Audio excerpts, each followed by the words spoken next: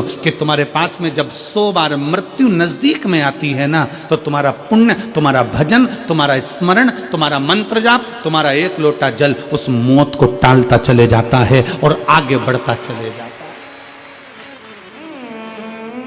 अटल मृत्यु तो सत्य है, वो तो आना है, पर उसके पहले भी 100 बार मृत्यु आती है। कहीं बीमार पड़ गए, एक्सीडेंट हो गया, कुछ हो गया, कुछ हो गया, बार बार मौत करीब में आती चली जाती है,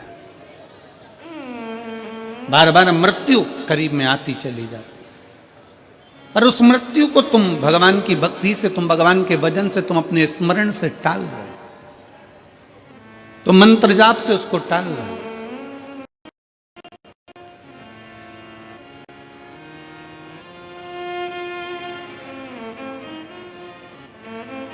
एक ऊर्जा अपने भीतर उत्पन्न करिए, एक बल अपने भीतर उत्पन्न करिए।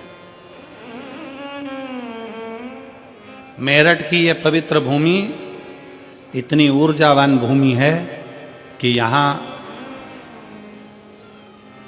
सनातनियों को जगाने का काम भी इस मेरठ की भूमि से क्रांतिकारियों को जगाने का किया गया था। ये मेरठ की वो पवित्र भूमि।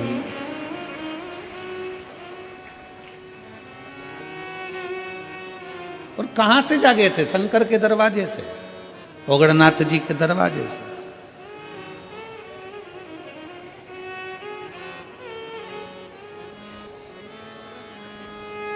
अपने आप को हमें जागृत करना है,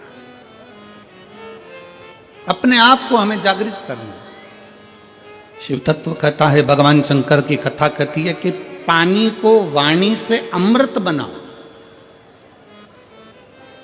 और जब पानी को वाणी से, कई माताएं कहती हैं हमारा बच्चा नहीं सुनता, बहुत बहुत हम परेशान हो गए हमारे बच्चे के लिए, वो सुनता ही नहीं गुरुजी, हम कह के परेशान हो गए। कोई कहती है मेरी सास मेरे पक्ष में नहीं बोलती, कोई कहती है मेरी बहू मेरे पक्ष में नहीं रहती, कोई कहता हमारा बेटा नहीं सुनता, कोई कहती है हमारी बहू नहीं सुनती, कोई कहे हमारा भाई नहीं सुनता।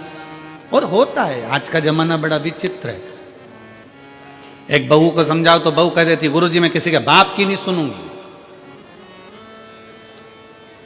और बूढ़ी बूढ़ी माताओं को समझाओ तो माताएं कह देती है ये कल की आई मैं इसकी सुनूंगी।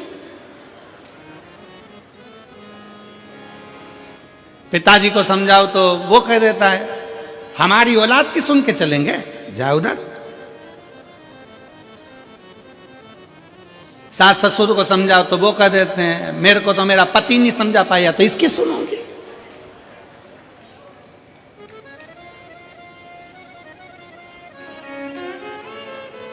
कोई किसी की सुनने को तैयार नहीं है। कौन सुनेगा? सीवर वाला गुरुजी कौन सुनेगा? घर में तुम रह रहे हो, परिवार में तुम रह रहे हो, कुटुंब में तुम रह रहे हो, सबके साथ तुम रह रहे हो, तो सुनना भी तुमको पड़ेगा। बस इतना अंदाजा लगाओ कि कोई किसी को ना सुनो, पानी को वाणी से अमृत बनाओ, अमृत बनाकर शंकर को चढ़ाकर वही जल लाकर मटके में हंडे में डाल दो, सब पिएंगे। अपने आप उनके भी भीतर निर्मलता का भाव जागृत हो जाएगा, शिव तत्व आ जाएगा।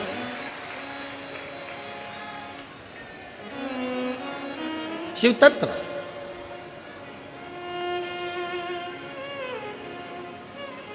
सीवर का रुद्राक्ष है आप लोगों के पास में? कौन कौन लेकर आए हो? जरा हाथ उठाओ तो जरा। सबके पास में? रखो रखो रखो। कुबेरेश्वर धाम का रुद्राक्ष क्या करता है? उसका एक ही काम है,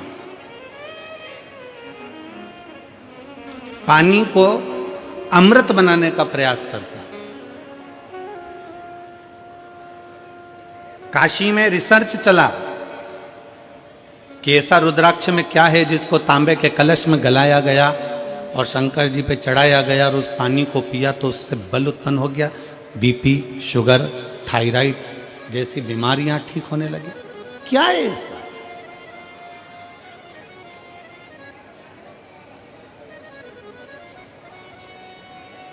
हम कहते हैं शिव महापुराण के अंतर्गत एक मुखी से लेके 14 मुखी तक रुद्राक्ष का वर्णन किया गया।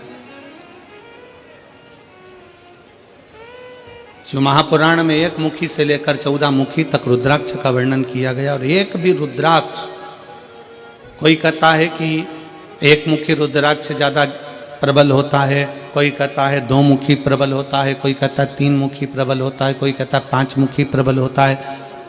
सारे रुद्राक्ष कोई ना कोई कहता है कि ये बहुत प्रबल होता है।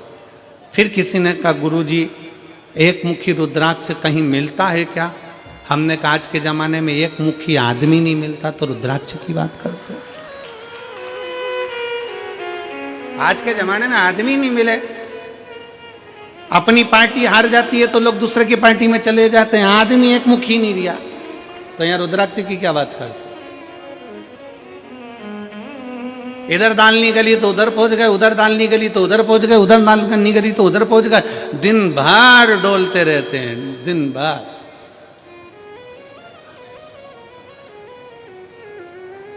फिर किसी ने पूछा गुरुजी रुद्राक्ष कौन सा असर करेगा, कौन सा रुद्राक्ष असर करेगा? हम कौन सा रुद्राक्ष पहने जो हमारे शरीर पर असर करे? कौन सा रुद्राक्ष हमें पहनना चाहिए कि हमारे शरीर पर असर करे? हम निवेदन करेंगे रुद्राक्ष पहनो मत पहनो, पर मीठी वाणी का रुद्राक्ष अपनी जिह्वा पर रख लो, वो इतना असर करेगा कि सबको अपना बना ले, सबको अपना। वाणी ऐसी बोलिए जो मन का, जम के बोलो जरा, वाणी ऐसी बोलिए जो मन का आपा खोए। पर आज के जमाने में वाणी ऐसी बोलिए जो जम के झगड़ा होए, पर उससे मत बोलिए जो तुमसे तगड़ा होए। आज के जमाने में सबसे मूल है आपकी वाणी।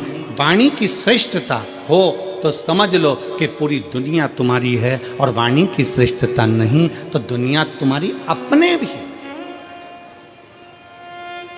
एक सास के पास में अंगूठी भी है, एक सास के पास में चेन भी है, एक सास के पास में जेवर भी है, एक सास के पास में दुनिया की प्रॉपर्टी भी है, एक ससुर जी के पास में सब कुछ है। सास ससुर के पास में प्रॉपर्टी है, जमीन है, बंगला है, गाड़ी है, पैसा है, धेला है, सब कुछ है।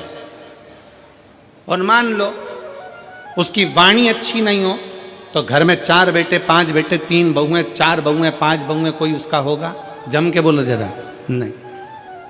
और अगर आपके पास में कुछ भी नहीं है, आपके पास में ना प्रॉपर्टी है, ना गाड़ी है, ना बंगला है, ना जमीन है, ना जायदाद, कुछ भी नहीं, और उसके बाद अगर आपके पास में मीठी वाणी है ना, बस मीठे शब्द है ना, तो पड़ोसी भी आकर तुम्हारी गुलामी कर कर चले जाएगा, पड़ोसी भी आएगा तो तुम्हारी सेवा कर कर चले जाएगा। बुढ़ापे का परम आभूषण है, बुढ़ापे का परम आभूषण है आपकी मीठी वाणी। बुढ़ापे का परम आभूषण है आपके मीठे शब्द।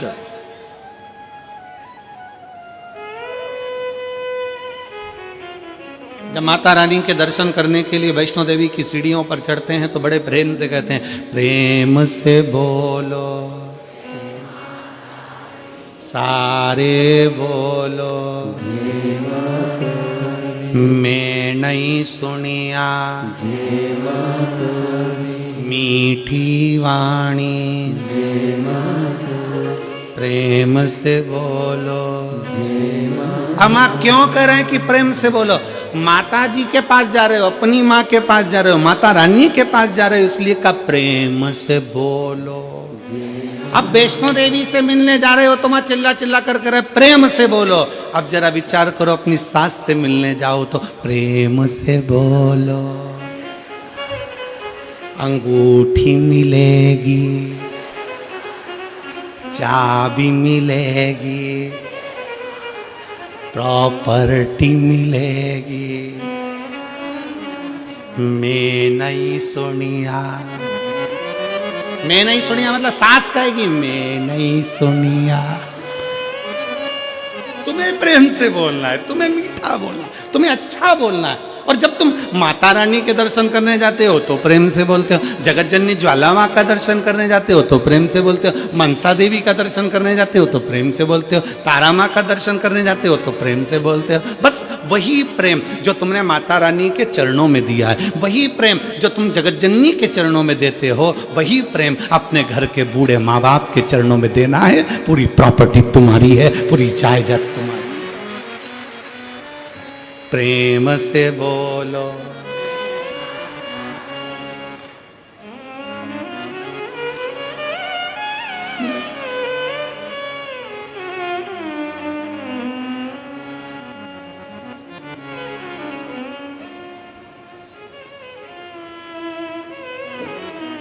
बस एक मीठी वाणी, एक मीठा शब्द आपकी जिह्वा के मीठे उच्चारण भगवान के करीब में लेकर जाते हैं।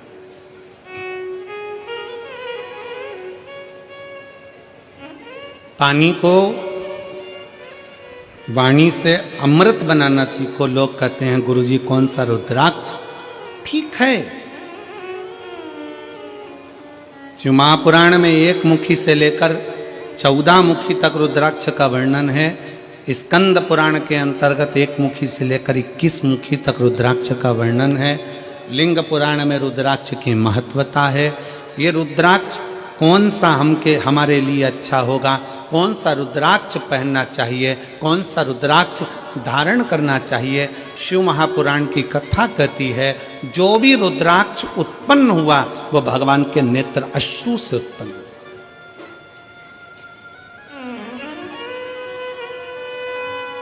और केवल एक के मिलन से नहीं, रुद्राक्ष शंकर और पार्वती के मिलन से उत्पन्न हुआ है। मिलन से।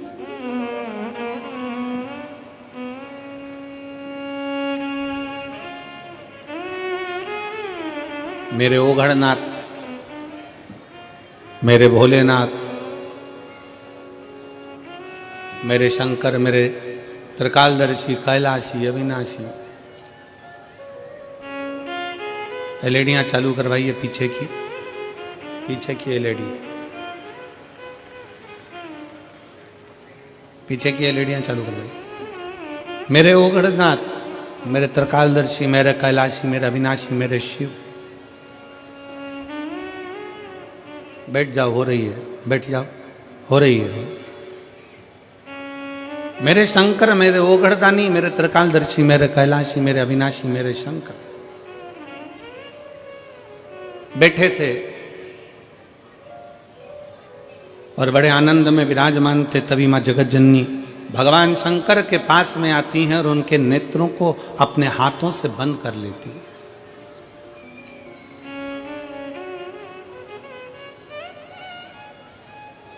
मां जगत जननी ने अपने हाथों से भगवान शंकर के नेत्रों को बंद किया और नेत्र को बंद करने पर भगवान शंकर के नयन से जो अश्रु गिरा, उस अश्रु से रुद्राक्ष की उत्पत्ति है।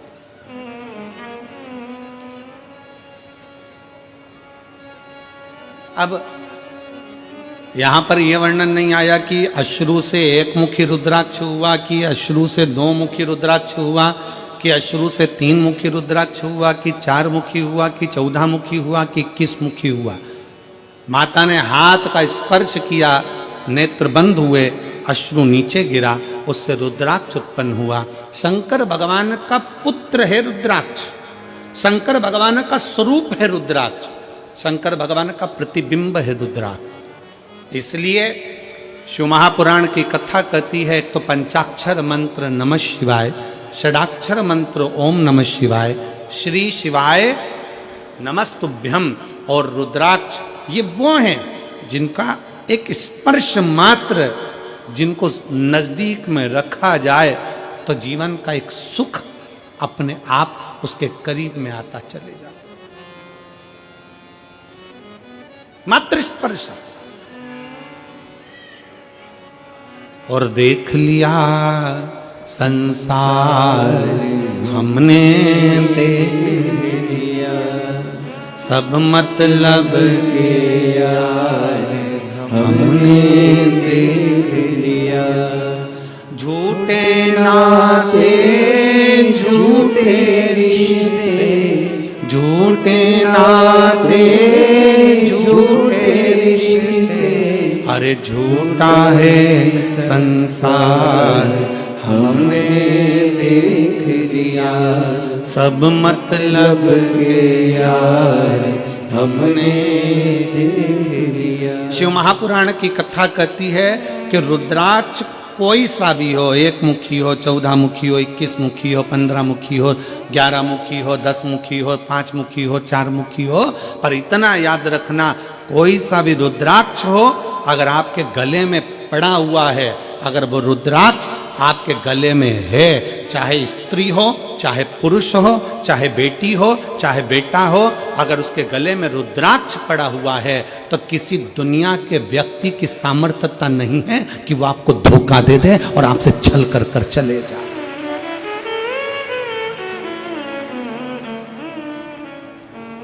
किसी की सामर्थ्यता नहीं है कि वो आपके साथ में छल कर जाकर, रुद्राक्ष है।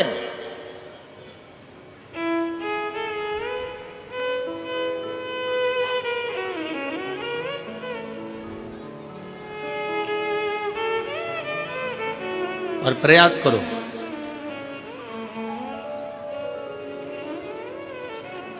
जितना समय मिलता है ना उतना समय अपने बच्चों को संस्कार देने में भी लगाया करो। थोड़ा थोड़ा समय, थोड़ा समय। तन, मन और धन, ये तीन अगर ठाकुर में नहीं लगते, ठाकुर मतलब जानते हो ना, हमारे आगे बैठे हैं लड्डू गोपाल जी, ठाकुर जी, शंकर जी, भोलेनाथ जी, राम जी, ये सब तन, फिर से बोलो, तुम लोग बोलो क्या क्या चीज, तन, मन और धन, ये तीन ठाकुर में नहीं लगते तो ठेके पे लग जाते हैं। याद रखो क्या क्या चीज, जम के बोलो जरा।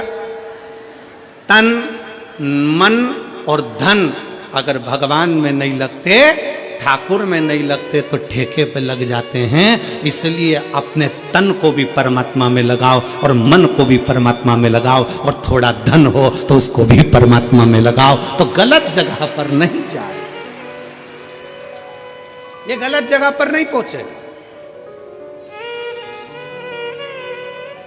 और याद रखना, अगर घर के बच्चे तुम्हारे गलत संगति में जा रहे हैं, कहीं ठेके तक पहुंच रहे हैं, मदिरा की दुकान तक पहुंच रहे हैं, गलत व्यसन तक पहुंच रहे हैं, समझ लेना कि कहीं ना कहीं हमारी चूक हो रही है।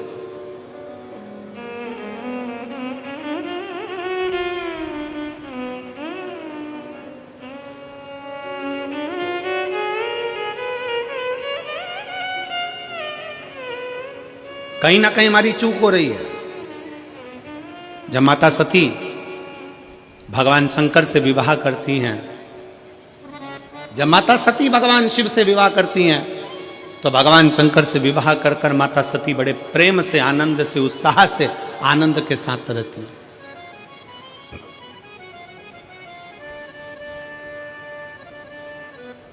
बड़ी उमंगता में माता सती रहती हैं, बड़ी उमंगता में।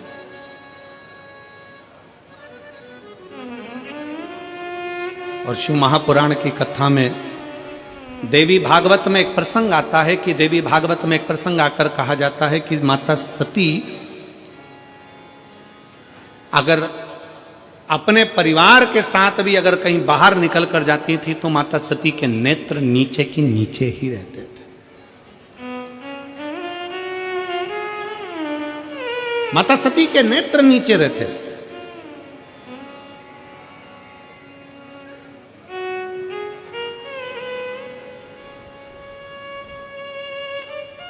होना चाहिए। बहन, बेटी और पत्नी के नेत्र अगर झुके रहते हैं, बहन, बेटी और पत्नी के नेत्र अगर झुके हैं तो उसके घर के भाई, बाप और पति का सिर कभी नहीं झुकता है। अगर बहन, बेटी और मां, पत्नी के नेत्र झुके हुए हैं, बाजार में निकल कर जा रहे हो, सभा में जा रहे हो, आपके नेत्र अगर झुके हुए हैं, बहन के नेत्र नीचे हैं, बेटी का नेत्र नीचे है, पत्नी का नेत्र नीचे है, तो उस घर के भाई को, उस घर के पिता को और उस घर के पति को कभी माथा नीचा नहीं करना पड़ता, छाती तान कर चलता है। उसको मालूम है मेरी बहन है, उसको मालूम है मेरी बेटी है, उसको मालूम है मेरा परिवार